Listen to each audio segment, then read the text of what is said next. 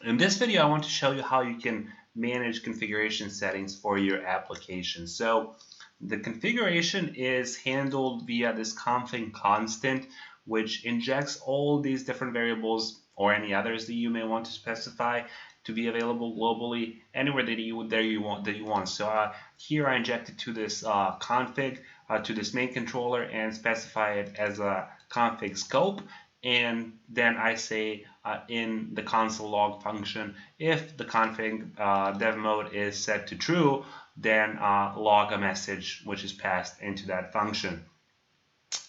This is useful for development purposes. So if on the development environment I set dev mode to true, that is gonna be good. If on production I set it to false, that's not gonna be passed.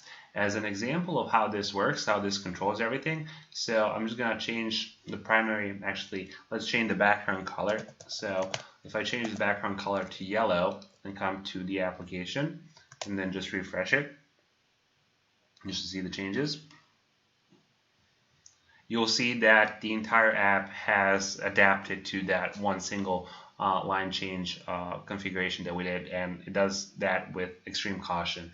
So changing all the variables every time you wanted to change an environment settings globally would be a pain. So instead, how this works is there's this config folder which has the template file that this is a rendered output of that listens to variables passed in via different environments.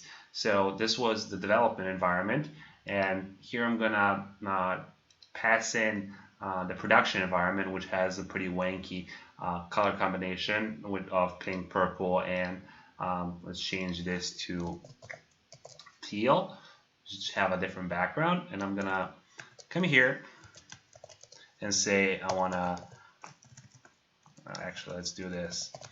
I want to print replace with production variables and serve it up after that.